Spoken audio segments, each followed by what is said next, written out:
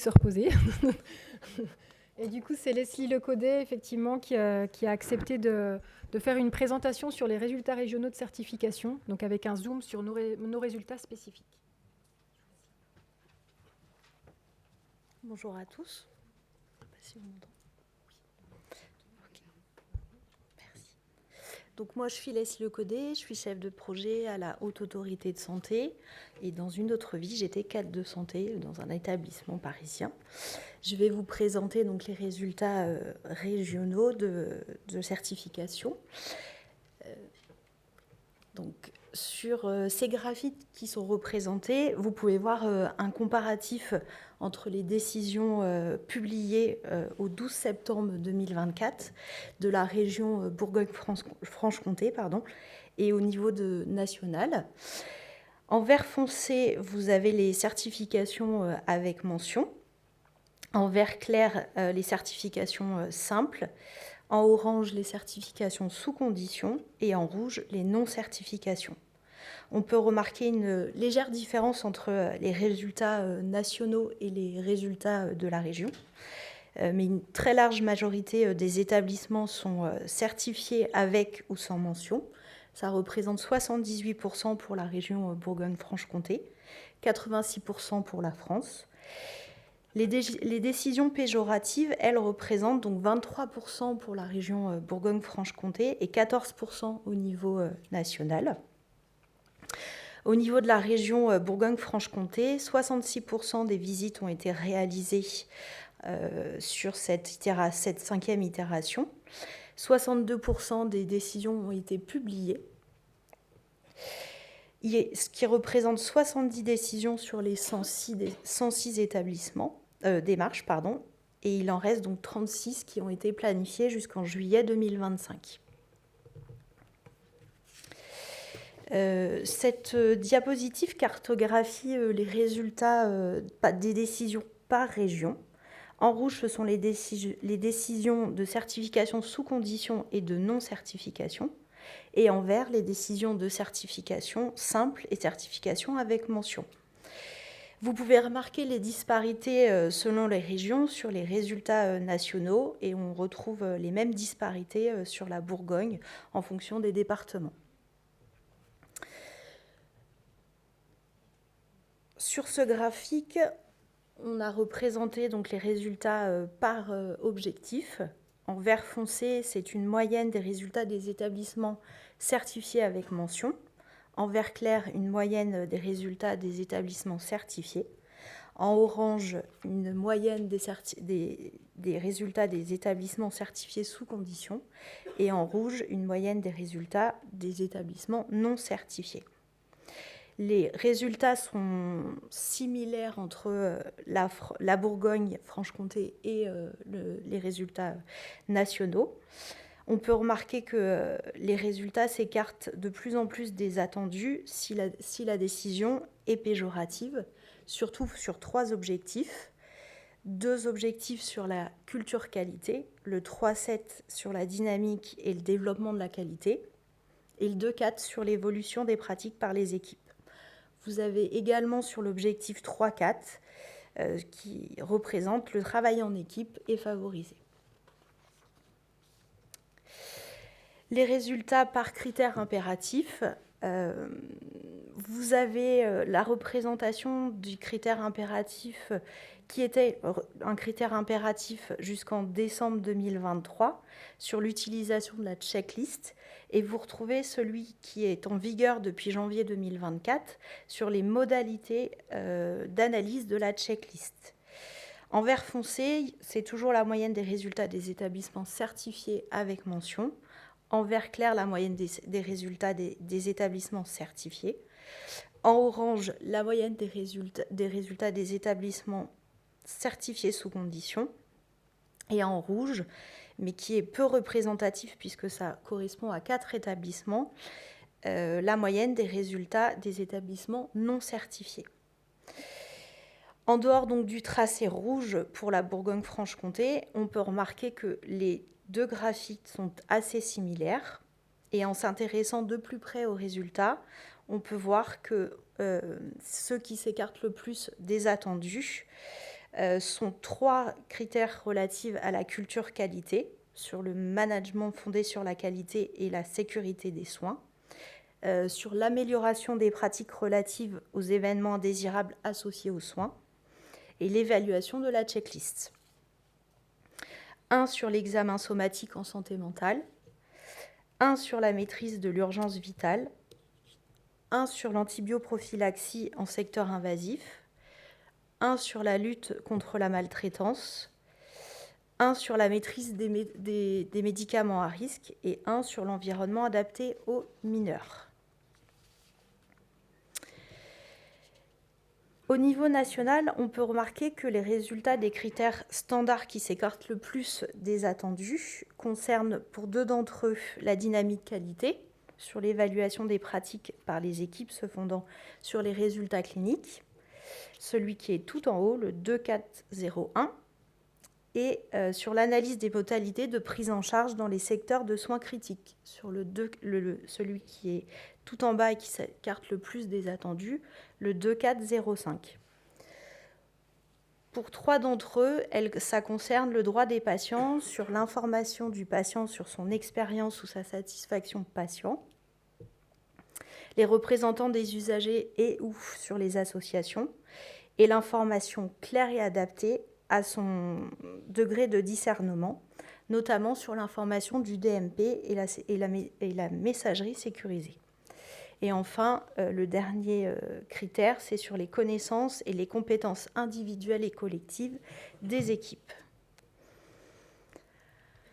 Sur les résultats aux critères qui s'écartent des attendus sur la Bourgogne-Franche-Comté, on peut retrouver quasiment les mêmes dans un ordre différent.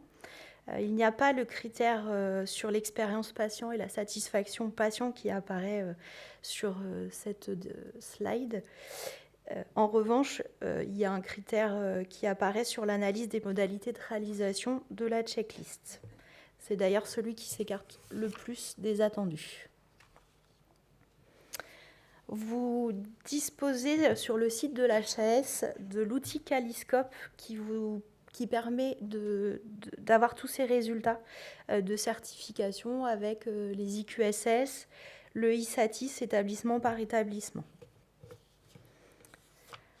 Un focus sur les critères du numérique. En 2024, l'HAS, en cohérence avec les politiques publiques en matière de numérique et de sécurité, a répondu à l'enjeu fort de la sécurité informatique en renforçant la thématique sur le numérique en santé, tout en restant sur une approche d'usage et en renforçant l'impact des risques numériques sur les prises en charge. Il y a eu de nouveaux critères qui ont été créés, d'autres qui ont été refondus. Mais le développement de cette thématique a été un levier pour développer les usages du numérique au bénéfice de la continuité et de la sécurité des soins. C'est une thématique qui est évaluée au travers d'audits systèmes liés au risque numérique avec une rencontre de la gouvernance et des équipes du système d'information et des rencontres avec des professionnels de terrain. Ce n'est bien entendu, comme il l'a déjà signifié, pas un audit technique ni une inspection qui évalue le système qui évalue la sécurité des systèmes d'information. L'évaluation numérique a pour objectif d'évaluer la qualité des pratiques dans l'utilisation des outils et des supports numériques, de sensibiliser et former les professionnels aux risques numériques au travers de 2 thèmes, la gestion des risques thématiques et la promotion des bons usages. La gestion du risque numérique comprend l'identification des risques numériques, la formalisation et la mise en œuvre d'exercices concernant le plan de continuité des activités et le plan de continuité de reprise des activités, ainsi que la procédure en mode dégradé. La sensibilisation, la formation des professionnels, ainsi que la réalisation d'audits et son plan d'action associé. La promotion des bons usages se fait au travers de Mon Espace Santé, l'INS, le MS Santé, le ProSanté Connect. Pour ce fait, l'HAS a renforcé les critères du numérique et on a donc intégré 7 au référentiel sur ces 2 thématiques. Parmi les 7, 2 sont nouveaux. Le critère 1.1.18 qui concerne l'information du patient sur l'alimentation et la consultation de son DMP et l'échange avec les professionnels de santé via une messagerie sécurisée. Et le critère 3.6.06 qui est sur la sécurisation de l'identification des professionnels. Il y en a eu d'autres qui ont été refondus, comme le critère 3.6.02 sur la maîtrise des risques de sécurité numérique. Ces graphiques représentent les résultats des établissements aux critères numériques, à droite au niveau national et à gauche pour la région Bourgogne-Franche-Comté. En bleu foncé, ce sont le nombre d'établissements ayant atteint la cible de 80%, donc avec un score supérieur ou égal à 80%. Et en bleu clair, le nombre d'établissements n'ayant pas atteint la cible.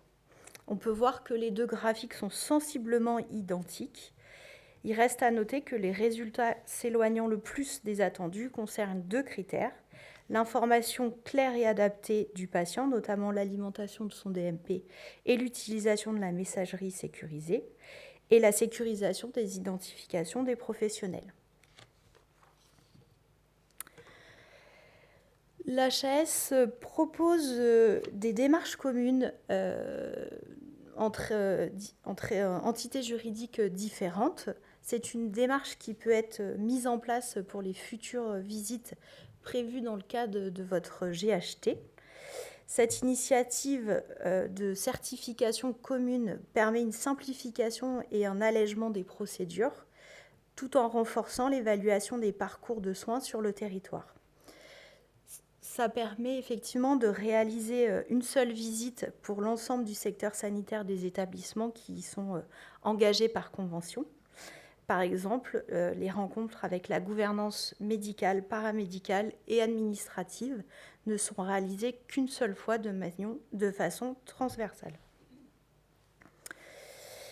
Cette démarche de certification commune est en cohérence avec les missions des GHT et elle permet d'améliorer la coordination entre les différentes équipes et donc la qualité des soins. Vous aurez dans le diaporama une vidéo qui vous permet d'avoir des témoignages d'établissements qui se sont engagés dans ce genre de démarche. Et si vous le souhaitez, évidemment, vous pouvez nous contacter et nous vous accompagnerons dans cette démarche. L'HAS met aussi à disposition des outils d'appropriation de la certification. Donc, je vais vous en présenter quelques-uns. Vous avez, pour vous approprier le référentiel de certification, des fiches pédagogiques sur de nombreuses thématiques, dont l'une concerne le risque numérique. Vous avez des livrets qui vous permettent de réaliser une sensibilisation aux critères impératifs, des livrets de témoignages, des affiches aussi également qui sont à votre disposition.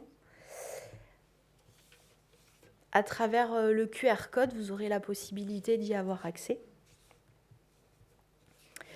Vous avez également des newsletters qui vous sont diffusés à peu près une fois par mois ou en fonction des actualités à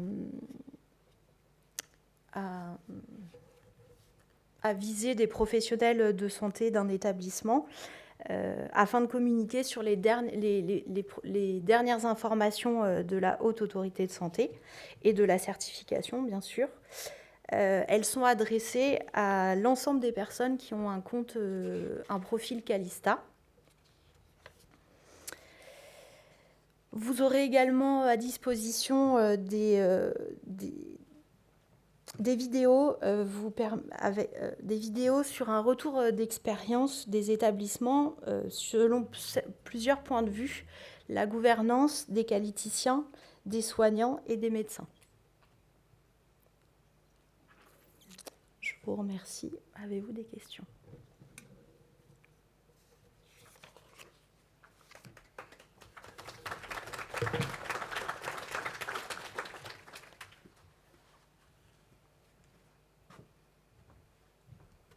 Il y a déjà eu quelques questions tout à l'heure, effectivement, qui étaient un petit peu plus orientées au niveau de la Haute Autorité de Santé. Est-ce qu'il y en aurait certaines autres concernant la présentation du nouveau manuel ? Loïc, vous vouliez peut-être... On va parler du nouveau manuel cet après-midi. Et ceux qui ont peut-être vu le webinaire qui a été organisé la semaine dernière et dont le replay est disponible, j'en fais la pub pour ceux qui l'auraient raté, et qui en fait rejoint tout à fait ce qu'on disait en introduction sur l'articulation entre les évaluations de la HCS et les accompagnements qui peuvent être organisés soit par les structures régionales d'appui, mais au MEDI de CEPIAS, mais aussi par l'ANAP au niveau national, fait bien le lien. Parce qu'il s'agit évidemment de pouvoir se faire accompagner une fois que la décision a été prise, mais ces structures, elles ont aussi vocation éventuellement à se faire accompagner en dehors de ces moments-là. Peut-être un point sur le futur référentiel qui sera en principe adopté fin novembre et communiqué en janvier. Sur le numérique, donc les critères ne devraient pas fondamentalement changer par rapport à ceux que Leslie vous a présentés.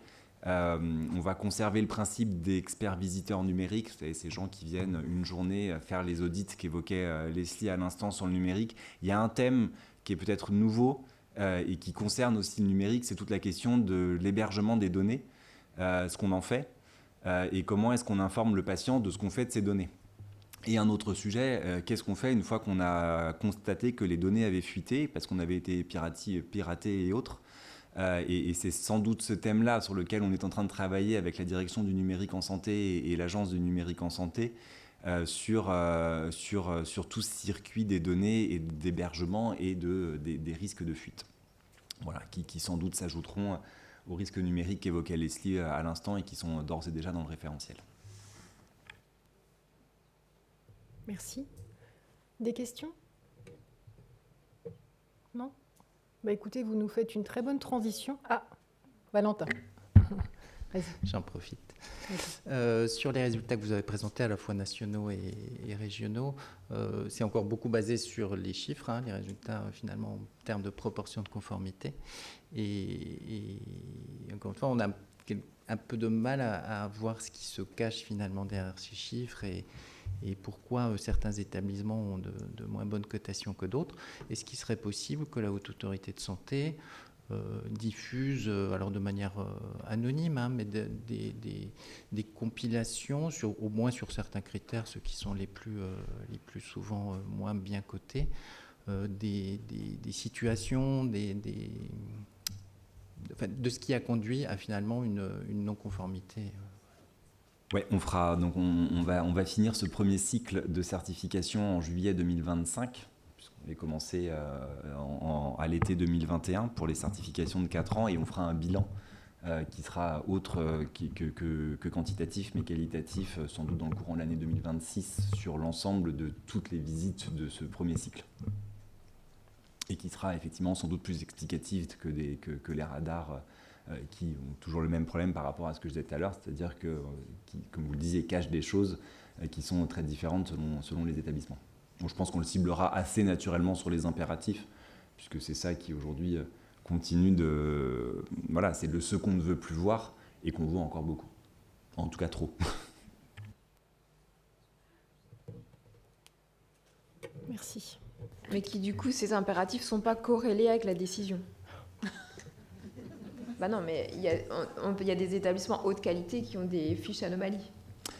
Ouais, alors après c'est pareil, c'est-à-dire que dans les fiches anomalies, vous avez, là aussi il y a plein de choses qui sont très différentes. Vous avez déjà 2 critères impératifs qui sont des critères impératifs de portage d'une dynamique qualité autour de l'analyse des indicateurs et du programme d'amélioration de la qualité. Là encore, ça rejoint ce que je disais tout à l'heure, c'est-à-dire qu'on le porte en termes de qualité c'est évidemment fondamental, mais on ne peut pas le comparer à une situation d'un circuit du médicament qui serait défaillant ou de médicaments périmés retrouvés dans plein de services. Et évidemment, à l'échelle d'un CHU, s'il y a une fiche anomalie sur l'équipe une équipe sur toutes les équipes qui n'analysent pas ces indicateurs qualité, sécurité des soins en équipe, ce n'est pas un motif de retrait de la mention, compte tenu de l'ampleur des activités et de la différence. Donc, tous les établissements sont traités à la même enseigne, mais tous ne sont pas comparables, parce qu'évidemment, ils n'ont pas les mêmes activités. Ce n'est pas la même chose que de retrouver dans un établissement qui serait plus petit le KCL et le NaCl qui sont mélangés sur des prescriptions qui sont recopiées par les infirmières que l'équipe de dermato du CHU Intel qui n'a pas analysé les indicateurs sur la lettre de liaison.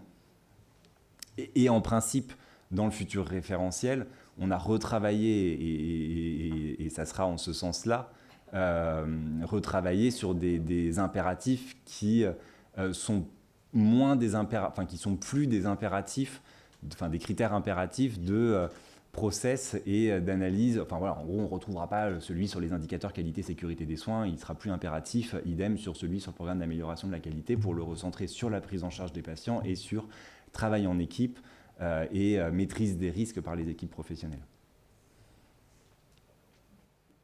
Le nombre d'établissements avec des fiches anomalies certifiées avec mention, il y en a, vous avez raison, mais c'est clairement, ça doit se compter sur les doigts des 2 mains et peut-être un pied, mais pas beaucoup plus.